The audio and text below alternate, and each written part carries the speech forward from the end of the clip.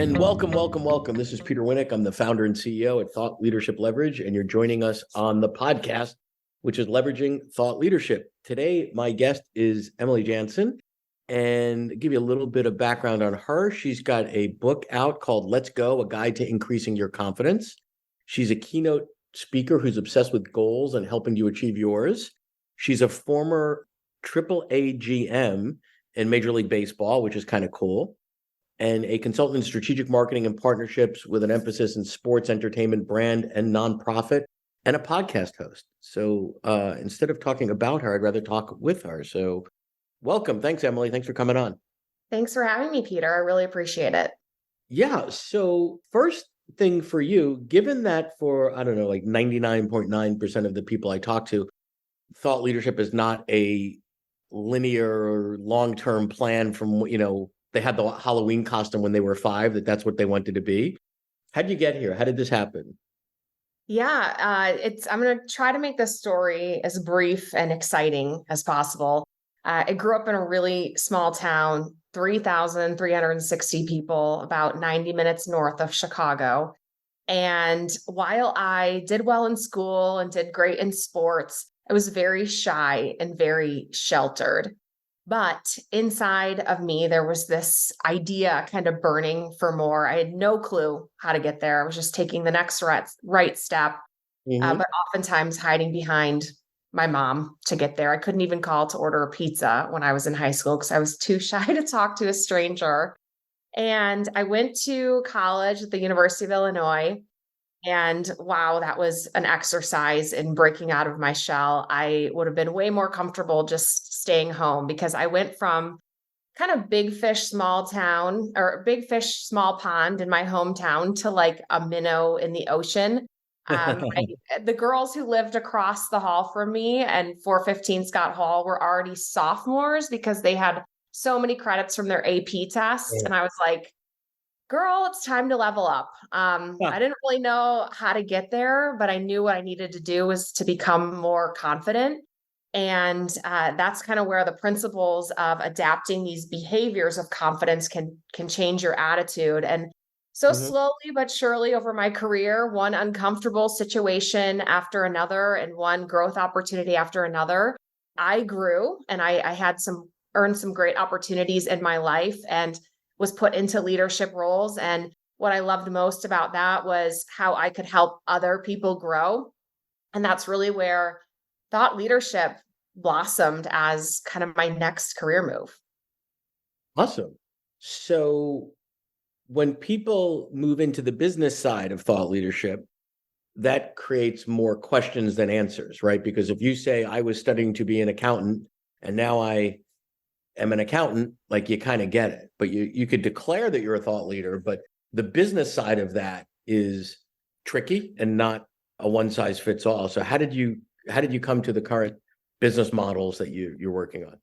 Yeah, well, I think if I look back on my life, everything happened through performance, through hard work and proving what I could do.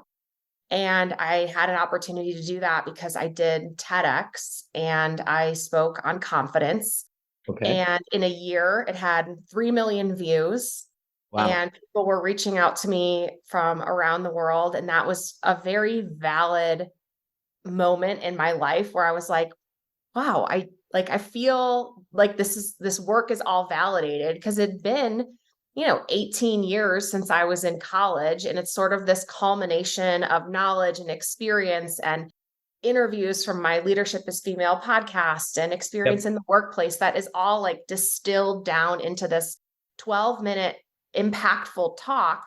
And with that sort of explosion of, ooh, I want more, that's really where it was born because companies started to reach out to me and say, hey, can you share this message with our employees? We're going to pay you. And I was like, oh my gosh, you're going to pay me to talk. This is no more free talks to the Chamber of Commerce. This is like so they came to you.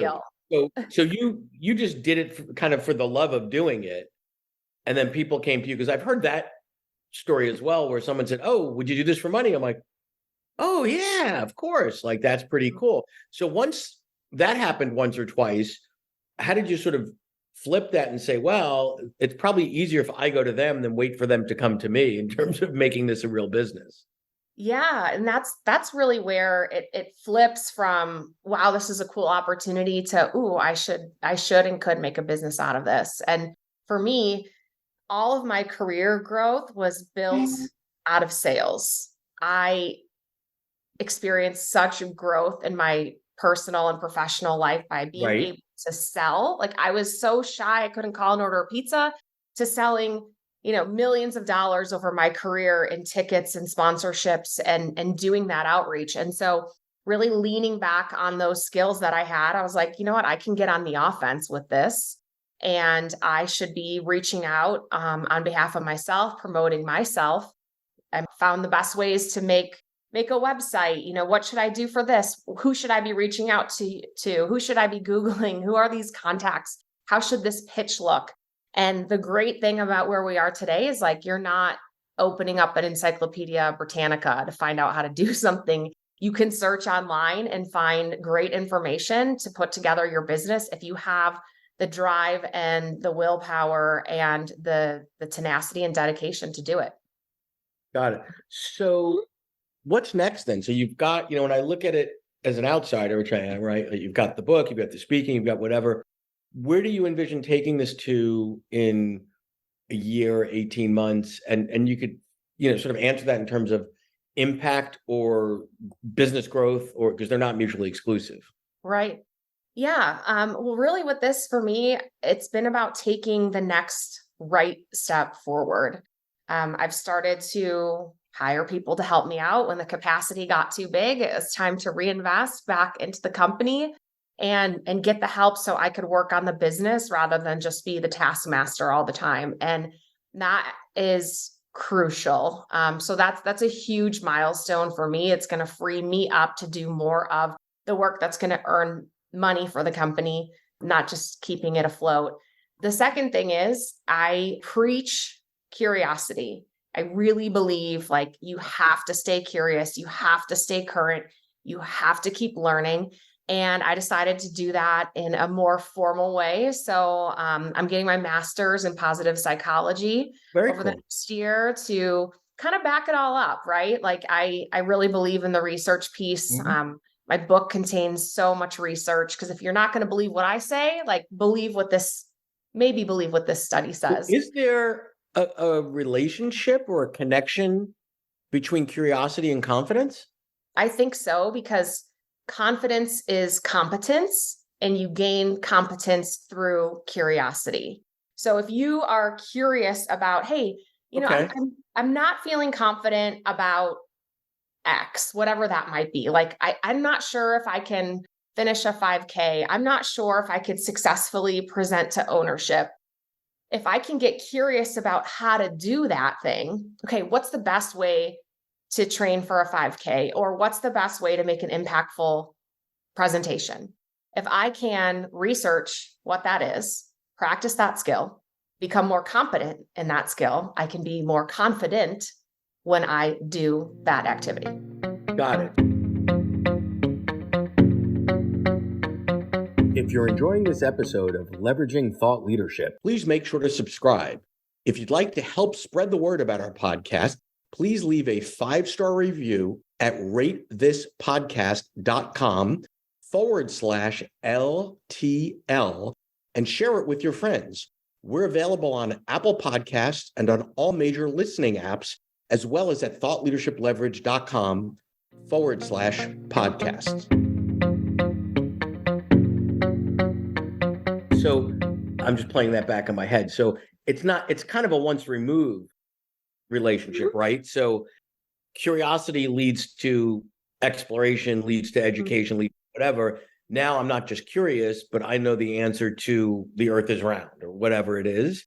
And therefore I can speak with confidence. So is the inverse true, or people not? Because I've seen a lot of people that are incredibly knowledgeable about their domain area, but still lack confidence. So I guess maybe, like, So that's, help me if there's a Venn diagram there. yeah. So, Peter, that's where really the behaviors come into play. So Mhm. oftentimes we can be incredibly competent about a certain area, but we lack the confidence to go forward with that idea for whatever reason that might be. So I really talk about the behaviors that you can practice in order to get through those tough times, to expand your comfort zone into new and bigger areas for yourself. So, maybe That not is that not a newer version of fake it till you make it, or what's I don't think so. I don't think it's fake it till you make it.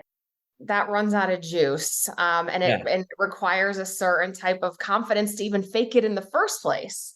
So if we can just kind of will ourselves, like think about, there's all this talk about future self, right? So I use a bunch of examples of my previous positions. Like I was the general manager of a AAA baseball team. I was the Yes. first woman to do that in 20 years.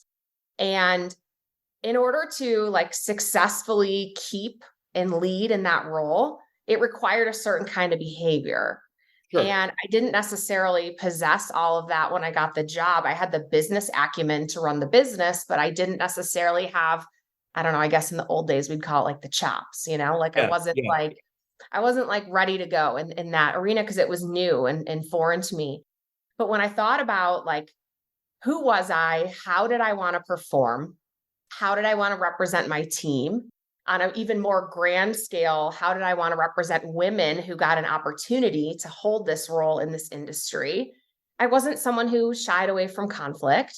I wasn't someone who like hid in her office and pretended that she didn't see that the Right. teams were dressed incorrectly for the game. Like I had to go and like have those conversations. And in order for me to do that, I needed to become a more confident person. And I did that by practicing behaviors. Like one of them, as an example, that I talk about a lot is counting yourself in. Hmm. So a lot of us probably played sports, growing up. I think that's a good memory to sort of reference in this regard is we performed by the clock, right? And there's Yeah. something to a countdown. Yeah. Everyone uses a countdown. So what if you did that? What if you had to enter a critical conversation and you said 3, 2, 1, go? And you either started walking towards that person or you started talking to that person. Yeah. Counting will get you started, momentum will get you going. And at the end, you'll probably still be alive and you have survived that conversation and you've expanded your comfort zone just a little bit further, gaining confidence in that area. Well, I think that's interesting because I think what happens a lot is if we're stressing over something that we might not be confident about, we say we're going to do this week or next week or whatever, but a game, right, says start time is 7:30 p.m. on Tuesday. So, showtime is when the red light goes on and you hit record. But the things that are stressing us out that we have control over sometimes, we keep kicking that can down the road. And the fact that it's hanging over you is worse than ready, 10, 9, 8, or tomorrow at 10 o'clock, I'm going to sit down with my boss and have that tough conversation. So I love the start time idea. And I think Mhm. the other thing from a sports standpoint, we keep score. We want to improve performance. We go, we obsess over the good, the bad, the ugly to get better the next time, not to beat ourselves up, but to say, okay, wow, I did some really good things this time. Here's a couple things that might have been a little better. And Mhm. so be it. Cool. So, well, actually, two questions. One is when you think about curiosity and you think about confidence, and I would throw charisma in there and a couple of other things. Some people believe some of those things are just innate.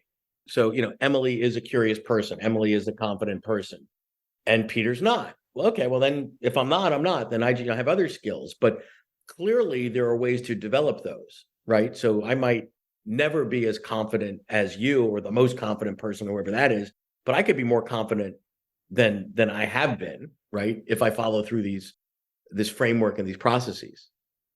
Yeah, well, that's essentially the hypothesis of the book is that people believe you were born with it, or you were born with confidence, or you weren't. But what I would say is I don't think that's true. I do think that confidence is a spectrum, right? And even today it can waver for any of us. You can feel the most confident in one moment and not so confident in another, but it's a skill. Confidence is a skill set, and a skill can be developed, increased, honed not perfected, but worked at over time. Yeah. And that's really what we address in the book is that, you're not born with it or not. You have a certain level and you can increase it if you practice these things and go through these exercises and ask yourself these questions. And, to be frank, I think we give ourselves a lot of cop outs, oh, that's for him, not for me. That's Yeah. for Yeah. her, not for me. When really, like, the only competition is yourself. You have to take responsibility for what it is you want in life and move towards that. And it's not easy, which is why a lot of us make excuses. Right. Of Many of course. us would rather, have a beer and talk about why we couldn't do something than Right. celebrate our success when we got there. Exactly. Well, this has been great. I appreciate your time and the candor. That's another one you could actually develop. There's a lot Yeah. of, and thank you for sharing your story and your journey with us. Appreciate it, Emily. Thank you. Yeah, my pleasure. Thanks, Peter. To learn more about Thought Leadership Leverage, please visit our website at thoughtleadershipleverage.com. To reach me directly, feel free to email me at peter@thoughtleadershipleverage.com. And please subscribe to Leveraging Thought Leadership on iTunes or your favorite podcast app to get your weekly episode automatically.